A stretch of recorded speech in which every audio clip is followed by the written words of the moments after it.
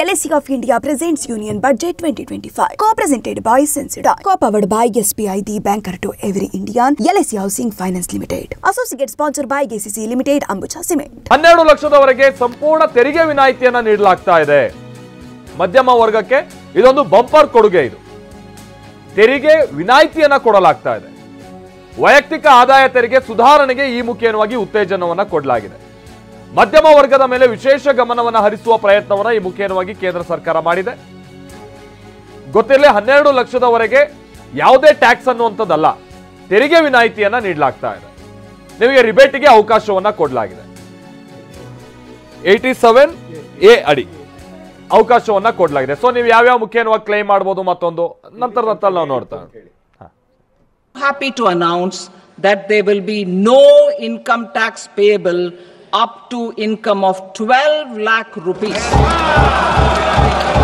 Now happy to announce that there will be no income tax payable up to income of 12 lakh rupees.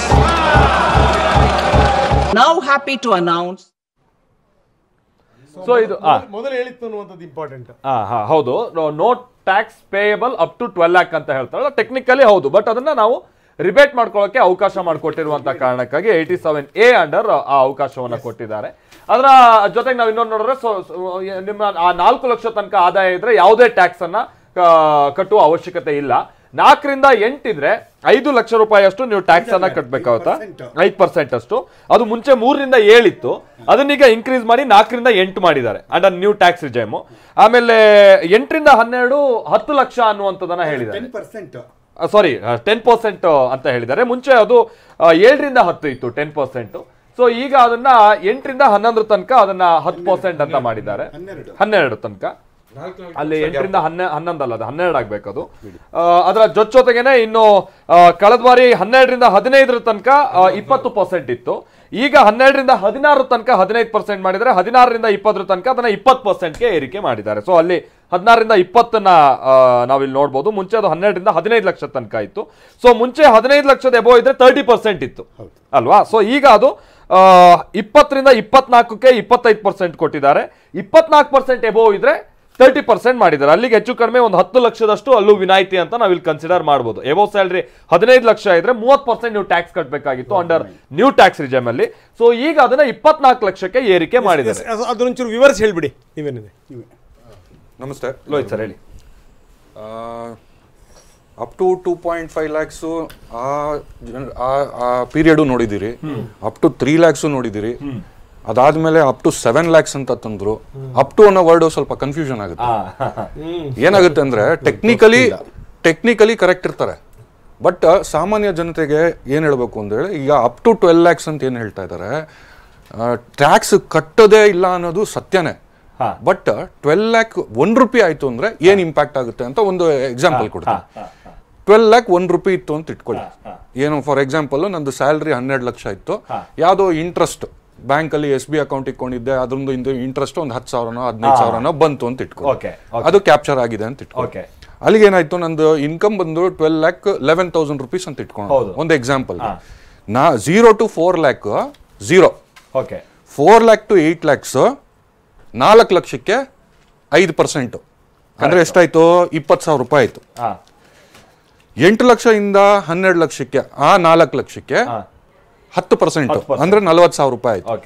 So 12 reach ಆದ್ರಿ ನಾವು.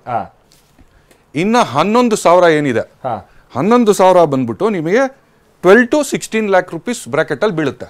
15%ಗೆ ಅಂದ್ರೆ ಹೆಚ್ಚು ಕಮ್ಮಿ 2,000 ರೂಪಾಯಿ ಬಂತು. ಸೊ ನಮ್ಮ ಟೋಟಲ್ ಟ್ಯಾಕ್ಸ್ ಎಷ್ಟು ಬಂತು, 20,000 ಪ್ಲಸ್ 40,000 ಪ್ಲಸ್ 1,500 ರೂಪಾಯಿ ಅಂತಲೇ ಒಂದು ಅಂದಾಜ್ ಮೇಲೆ ಅಲ್ಲ, 12 lakhs 12 lakhs ಮತ್ತೆ SBI ಅಕೌಂಟ್ ಅಲ್ಲಿ ಏನೋ ಒಂದು ಇಂಟ್ರೆಸ್ಟ್ ಬಂತು ಅಂತ ಇಟ್ಕೊಳ್ಳಿ. 12 lakh 11,000 rupeesಗೆ ನಾನು ಈ ಡಿಸ್ಕಷನ್ ಹೇಳ್ತಾ ಇರೋದು. ನನ್ನ ಟೋಟಲ್ ಟ್ಯಾಕ್ಸ್ ಲಯಬಿಲಿಟಿ ಬಂದು 61,500 ರೂಪಾಯಿ ಬರುತ್ತೆ. ಆ 61,500 ರೂಪಾಯಿ ನಾನು ಕಟ್ಟಲೇಬೇಕು. ಆದ್ರೆ ಈ ನಂದು ಇಂಟ್ರೆಸ್ಟ್ ಇರ್ಲಿಲ್ಲ ಅಂತ ಇಟ್ಕೊಳ್ಳಿ, 11,99,000 rupees ನನ್ನ ಸ್ಯಾಲರಿ ಇತ್ತು ಅಂತ ಇಟ್ಕೊಳ್ಳಿ, ಅಥವಾ 12 lakhs ಇಟ್ಕೊಳ್ಳಿ. ನನಗೆ ಟ್ಯಾಕ್ಸ್ ಎಷ್ಟು ಬರ್ತಾ ಇತ್ತು, ಸೇಮ್ ಕ್ಯಾಲ್ಕುಲೇಷನ್. 0 to 4 lakhs ನಿಲ್ಲು, 4 to 8 lakh rupees 5% ಅಂದ್ರೆ 20,000 ರೂಪಾಯಿ ಆಯ್ತು. 8 ರಿಂದ 12 ಲಕ್ಷ ರೂಪಾಯಿ 10% ಆಯ್ತು. ಟೋಟಲ್ 20,000 ಪ್ಲಸ್ 40,000 60,000 ರೂಪಾಯಿ ಟ್ಯಾಕ್ಸ್. ಹೌದು. ಆ 60,000ನ ಸೆಕ್ಷನ್ 89 ಕ್ಯಾಪಿಟಲ್ ಎ ಕೆಳಗಡೆ ರಿಬೇಟ್ ಕೊಡ್ತಾ ಇದ್ದಾರೆ. ಯಾವ್ದಾವ್ದು ರಿಬೇಟ್ ಮಾಡ್ಕೊಳಕ್ ಅವಕಾಶ? Rebate is overall total income except capital gains ಅಂತ ಕ್ಲಿಯರ್ ಆಗಿ ಹೇಳಿದ್ದಾರೆ. Capital gains fair enough. But ಈ ಲೆಕ್ಕಾಚಾರ ನಾವು ಕಾಮನ್ ನಾವು ಜನತೆಗೆ ಏನ್ ಹೇಳ್ಬೇಕು ಅಂತ ಹೇಳ್ತಿದೀವಿ, up to 12 lakh rupees exemption ಅಲ್ಲ ಇದು, ಅಪ್ ಟು 4 lakhs ಎಕ್ಸೆಂಪ್ಷನ್ ಇದು. 12 lakhs ವರೆಗೂ ಟ್ಯಾಕ್ಸ್ ಬರುತ್ತೆ, ಬಟ್ ಅದನ್ನ relief under 89 rebate under 87 capital ಕೊಡ್ತಾರೆ. ಆಯ್ತಾ? ಈಗ ನೆಕ್ಸ್ಟ್ ಪ್ರಶ್ನೆಗೆ ಬರೋಣ. ಇಲ್ಲಿ ಕ್ಯಾಪಿಟಲ್ ಗೇನ್ಸ್ ನ ಆಚೆ ತೆಗ್ದಿರೋದು ಏನಕ್ಕೆ ಅಂತ. Capital gains subject short term ಅಂತಿದೆ, ಲಾಂಗ್ ಟರ್ಮ್ ಅಂತಿದೆ. ಅದು ಯಾವಾಗ್ಲೂ ಎರಡು ರೀತಿ ಹೋಗುತ್ತೆ. ಒಂದು ಸ್ಟಾಕ್ ಮಾರ್ಕೆಟ್, ಇನ್ನೊಂದು ಪ್ರಾಪರ್ಟಿ. ಪ್ರಾಪರ್ಟಿ ಟ್ರಾನ್ಸಾಕ್ಷನ್ಸ್ ಅಲ್ಲಿ ಯಾವಾಗ್ಲೂ ನೀವು ಎಂತದೇ ಸಿಂಪಲ್ ಪ್ರಾಪರ್ಟಿ ತಗೊಂಡ್ರು ನಿಮ್ಗೆ 50 lakhs ಅಂಡ್ ಅಬೌವ್ ಬಂದೇ ಬರುತ್ತೆ. ಆ 50 lakhs ನ ಆಚೆ ತಂದ್ಬಿಟ್ರೆ ಅವಾಗ ನಮ್ಗೆ ಕ್ಯಾಪಿಟಲ್ ಗೇನ್ ಸಬ್ಜೆಕ್ಟ್ ಕಂಟ್ರೋಲ್ ಅಲ್ಲಿ ಸಿಗುತ್ತೆ ಅನ್ನೋ ಒಂದು intentions are all very good. But ಜನತೆ ಅರ್ಥ ಮಾಡ್ಕೋಬೇಕಾಗಿರೋದು, ನನ್ಗೆ ಎಲ್ಲಾ ಇನ್ಕಮ್ 12 lakhs ಒಳಗಡೆ ಇದ್ರೆ ನಾನು ಟ್ಯಾಕ್ಸೇ ಕಟ್ಟಂಗಿಲ್ಲ, ತಪ್ಪು. ಸ್ಯಾಲ್ರಿ ಆಗಿರ್ಬೋದು, ರೆಂಟಲ್ ಆಗಿರ್ಬೋದು, ಕೆಲವರು ಸೀನಿಯರ್ ಸಿಟಿಸನ್ಸ್ ಬರೀ ಇಂಟ್ರೆಸ್ಟ್ ತಗೋತಾ ಇರ್ತಾರೆ. ಆ ಇಂಟ್ರೆಸ್ಟ್ ಅಮೌಂಟ್ 12 lakhs ಒಳಗಡೆ ಇದ್ರೆ ಸೇಫೇ, ಟ್ಯಾಕ್ಸ್ ಕಟ್ಟಂಗಿಲ್ಲ. ಬಟ್ ಅದರಲ್ಲಿ ಏನಾದರೂ capital gains, business and profession, ಅದನ್ನ ನಾವು ಪ್ರಾಫಿಟೋ ಲಾಸೋ ಎಲ್ಲ ನೋಡ್ಬೇಕಾಗುತ್ತಲ್ಲ. ಹೇಳಿ ಸರ್. ಸ್ಯಾಲರಿ ಕ್ಲಾಸ್ ಆದ್ರೆ exemption will be up to 12.75 lakhs. ಆ ಸ್ಟ್ಯಾಂಡರ್ಡ್ ಡಿಡಕ್ಷನ್ ಅಲ್ಲ, ಎಕ್ಸೆಂಪ್ಷನ್ ಅಲ್ಲ, ಟೋಟಲ್ ಸ್ಯಾಲರಿ ನೀವು 12.75 lakhs ಇದ್ರೆ then you will be paying nothing because 75,000 however ಆ 12.75 lakhs ಜೊತೆ ನಮಗೆ ಕ್ಯಾಪಿಟಲ್ ಗೇನ್ ಅವು ಇದ್ರೆ ಮಾತ್ರ ಅದು ಬೇಡ, ಕ್ಯಾಪಿಟಲ್ ಗೇನ್ ಸಬ್ಜೆಕ್ಟ್ ಬಿಟ್ಬಿಡೋಣ. 12.75 lakhs ಜೊತೆ ಒಬ್ಬ ಸ್ಯಾಲರಿಡ್ ಎಂಪ್ಲಾಯಿ 1 ಲಕ್ಷ ತಗೋತಾ ಇದ್ದಾನೆ ಅಂತ ಹೇಳಿದ್ರೆ ಅವನು SBI ಅಕೌಂಟ್ ಅಲ್ಲಿ ಒಂದು 50,000 60,000 ಇರಲ್ವಾ?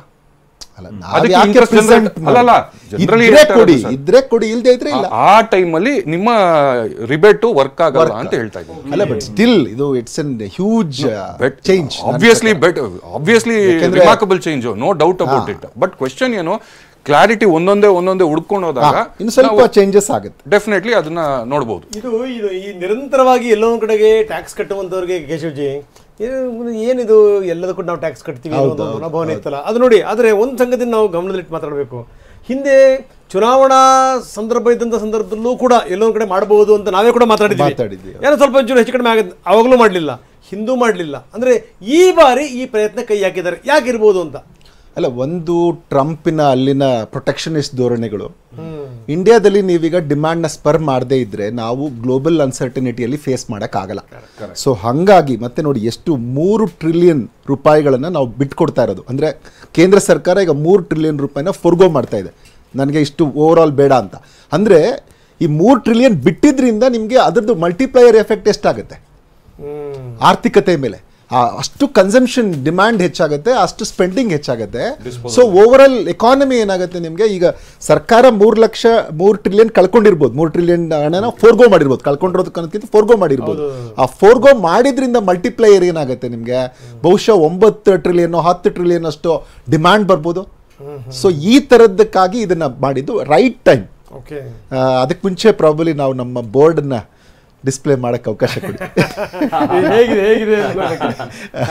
ಇದಕ್ಕೆ ಪರ್ಟಿಕ್ಯುಲರ್ ಇದಕ್ಕೆ ಸಂಬಂಧಪಟ್ಟ ಗುಡ್ ಇದೆ ಅಂತ ಹೇಳ್ತೀರಾ ಅಲ್ವಾ? ಬರೀ ಗುಡ್ ಅಲ್ಲ, ಹೇಳಿ. ಬೋರ್ಡ್ ಇದೆ ನಿಮ್ಮ ಮುಂದೆ.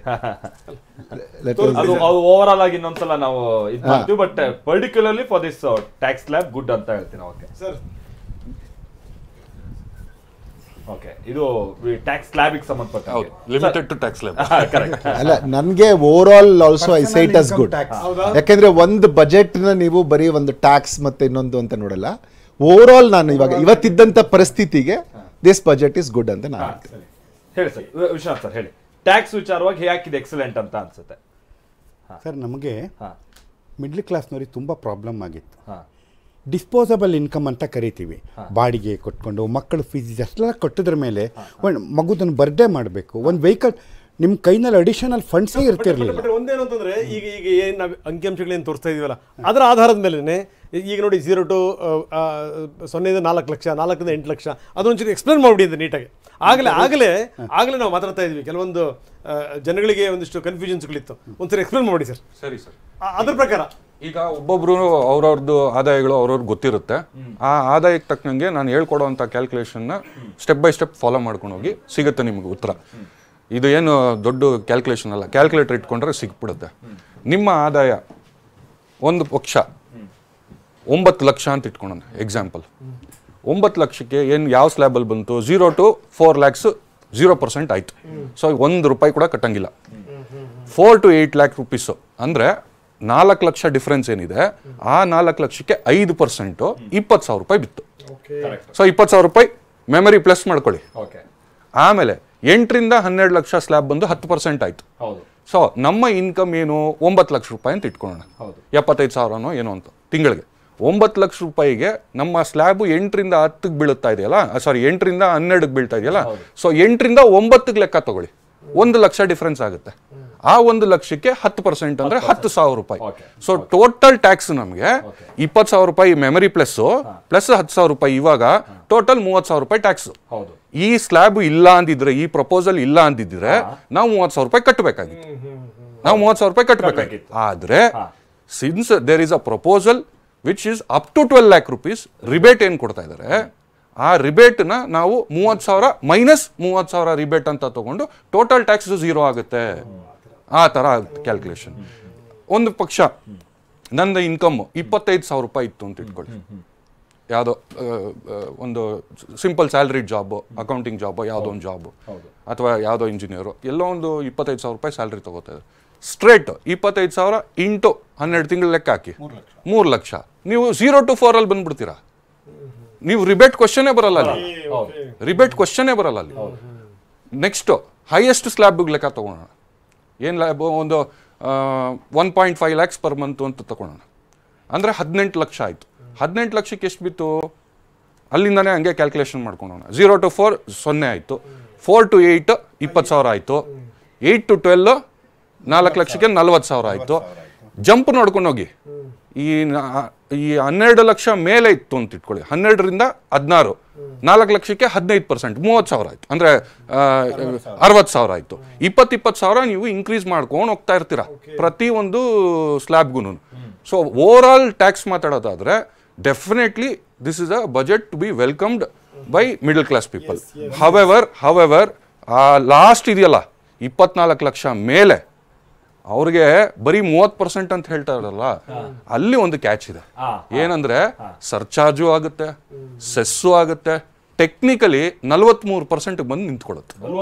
43% ಬಂದು ಅಬೌಟ್ 5 crores ಮಾತ್ರ. Last time it has come about 20%. Sir about 24 ಅಂದ್ರೆ I am talking about higher tax bracket. Higher tax bracket ಎಷ್ಟಿದೆ ಸರ್ ಈಗ? ಮ್ಯಾಕ್ಸಿಮಮ್ ಪರ್ಸೆಂಟೇಜ್ ಕ್ಲಾರಿಟಿ ಕೊಟ್ಬಿಡಿ, ಯಾಕಂದ್ರೆ that's what I'm trying to. ಇಲ್ಲ ಅನೌನ್ಸ್ ಮಾಡಿದಾರಾ? ಇಲ್ಲ ಸರ್, ಒಂದು ನಿಮಿಷ ಅಲೋ ಮೀ. ನಾನು ಹೇಳ್ತಾ ಇರೋದು ಅಬೌಟ್ 24 ಅಂದ್ರೆ ಓಪನ್ ಮಾರ್ಕೆಟ್ ಆಗೋಯ್ತು. ಇಲ್ಲ ಸರ್, 25 ಕೂಡ ಆಗಬಹುದು. ಒಂದು ನಿಮಿಷ sir, let me explain sir. 25 ಕೂಡ ಆಗಬಹುದು. 43% tax sir, that is what about 24 ಅಂದ್ರೆ 5 crores ಆಗ್ಬಹುದು, 25 lakhs ಆಗ್ಬಹುದಲ್ಲ. ಕರೆಕ್ಟ್. ಸೊ ಸರ್ಚಾರ್ಜ್ ಅಂತ ಒಂದಿದೆ, 5% ಸರ್ಚಾರ್ಜ್ ಇದೆ, 10% ಸರ್ಚಾರ್ಜ್ ಇದೆ, 15% ಸರ್ಚಾರ್ಜ್ ಇದೆ. ಒಂದು ನಿಮಿಷ ಸರ್, ಎಷ್ಟೇ ಇದ್ರೂ ಲಾಸ್ಟ್ ಇಯರ್ ಬಜೆಟ್ ಅಲ್ಲಿ 39% ಬಂದಿದೆ. Kindly check sir, including cess if I take, ಸೇಕ್ ಅದನ್ನೇ ಮಾಡಿ 39 including cess if I take it will come up to 43% ಅಂತ ನಾನು ಹೇಳ್ತಾ ಇರೋದು. ಏನಕ್ಕೆ ಗೊತ್ತಾ? ಅಬೌಟ್ 24 lakhs 5 crores ಆಗ್ಬಹುದು, 25 lakhs ಆಗ್ಬಹುದು. 25 lakhs ಗೆ 43% ಅಂತ ಹೇಳ್ತಾ ಇಲ್ಲ ನಾನು. No, I agree. 43% ಅಂತ ಹೇಳ್ತಾ ಇಲ್ಲ. 24 lakhs ₹1 ಆದ್ರೆ ಸರ್ಚಾರ್ಜು ಬರುತ್ತೆ, ಸೆಸ್ಸು ಬರುತ್ತೆ. ಅವಾಗ ನಾವು ಪಬ್ಲಿಕ್ ಏನ್ ಹೇಳ್ತಾ ಇರೋದು, 30% ಸ್ಟ್ರೇಟ್ ನಿಮ್ಗೆ 25 ಲಕ್ಷ ಇಂಟು 30% ಅಲ್ಲ, ಅದು ಅದಕ್ಕೊಂದು ಸರ್ಚಾರ್ಜ್ ಇರುತ್ತೆ, ಅದಕ್ಕೊಂದು ಸೆಸ್ ಇರುತ್ತೆ, ಅದು ಕ್ಯಾಲ್ಕುಲೇಟ್ ಮಾಡಬೇಕು. ಅದು 30% amount which exceeds 24 lakhs. No, over all tax ಮೇಲೆ ಸರ್ಚಾರ್ಜ್ ಪ್ಲಸ್ ಸೆಸ್. ಈಗ ಸರ್, ಈಗ ಸರ್ಚಾರ್ಜ್ ಎಲ್ಲಾ ಇದ್ರ ಮೇಲೂ ಇದೆ, ಎಲ್ಲಾದ್ರ ಮೇಲೆ ಇರುತ್ತೆ. ಬರೀ ಅವ್ರಿಗೆ ಮಾತ್ರ ಅಂತ ಹೇಳಲ್ಲ. Percentage we are talking, it is not same. It will be little higher, ಮಾರ್ಜಿನಲಿ little higher. But impact ಏನ್ ಹೇಳ್ತಾ ಇದೀನಿ, 24 lakhs ಮೇಲೆ ಇರೋರಿಗೆ ಸರ್ಚಾರ್ಜ್ ಅನ್ನೋ ಏಟು ಆ ಸೆಸ್ ಅನ್ನೋ ಏಟು ಜಾಸ್ತಿ ಕೊಡುತ್ತೆ.